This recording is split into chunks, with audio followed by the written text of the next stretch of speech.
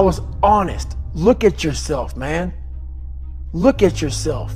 What am I going to do today to change what I see in this mirror? How you address it is you face it. You face it every day. You face it every single day of your life.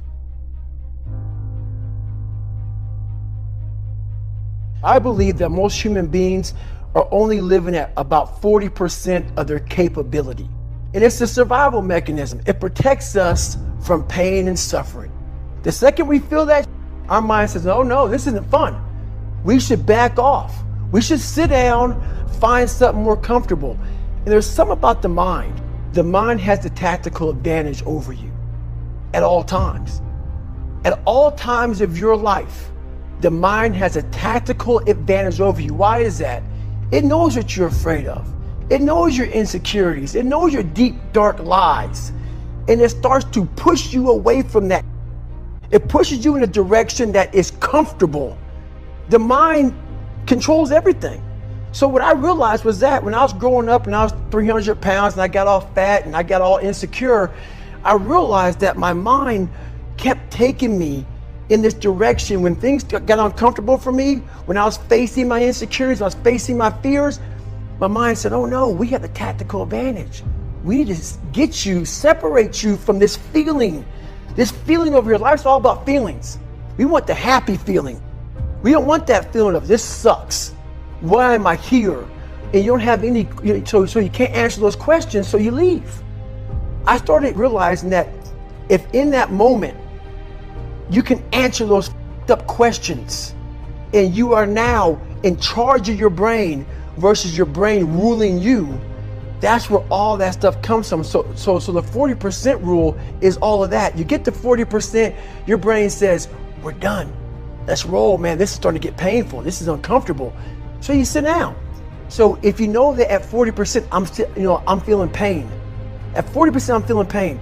That's where the 40% rule kicks in. Now it starts. Okay, I'm feeling pain. My mind's saying all this shit to me.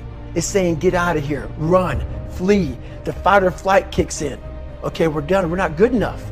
It starts telling you all these things. You start to believe it because the mind controls all.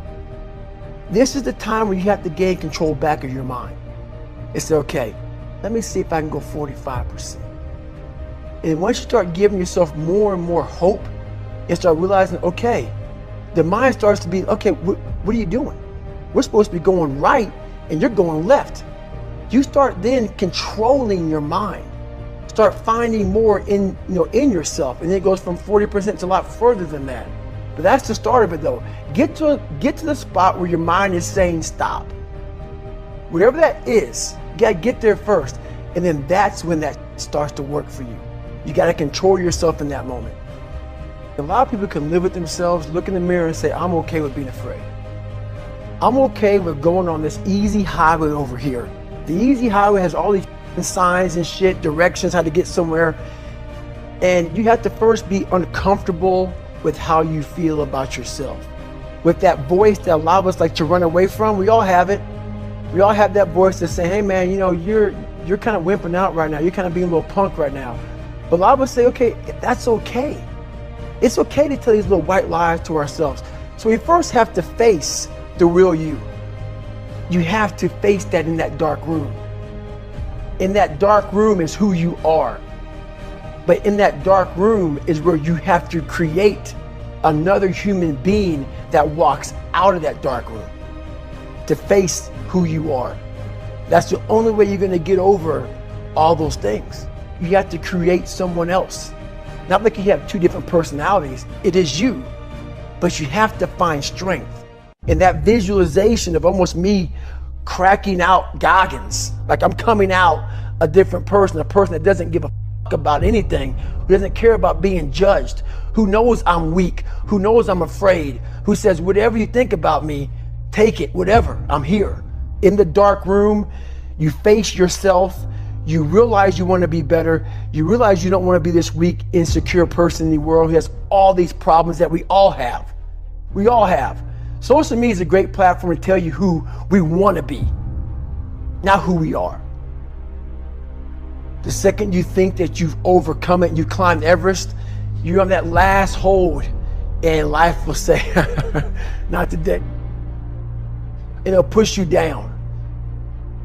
I went to the mirror, and the reflection in it revealed a lot of bad things. And I'm looking at myself in the mirror going like, God, dog, dude, you are something else, man. Like, you have created a character. It wasn't me. It wasn't who I was inside, but I was scared for anybody to know who I was inside. So in that accountability mirror, I call it, I got real with myself. And I said, you have a third grade reading level, which is hard to admit when you're a junior in high school that you copied on every single thing you did because of fear they're gonna put me in a special school. We all know what special means. I'm gonna have a title on myself the rest of my life. And people say, oh, you know, you have a learning disability. I had a learning disability, but I realized I was lazy. So I called myself out there. I called myself out every which way possible. I didn't call myself out, I was just honest. I was honest. Look at yourself, man. Look at yourself. And it was that day, in a couple of days after that, I just got real with myself. And every day I came home, I called it the accountability mirror.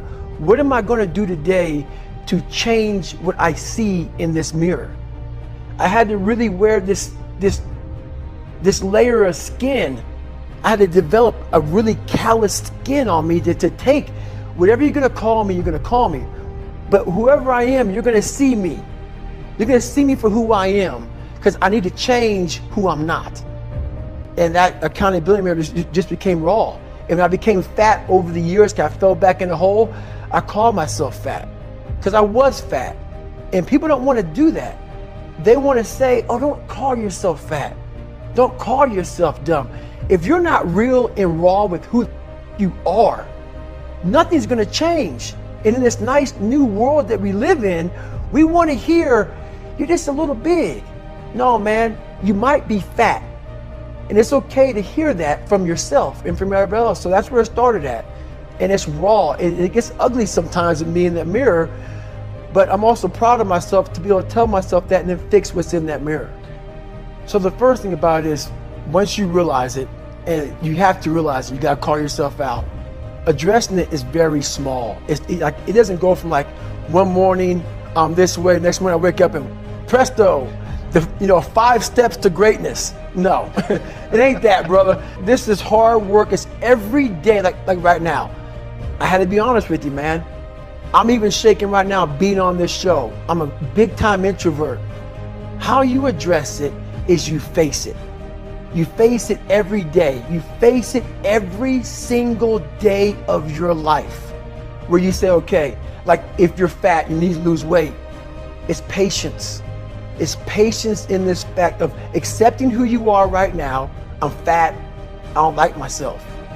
Accepting the fact that if you lose 3 or 4 pounds, that's a huge accomplishment.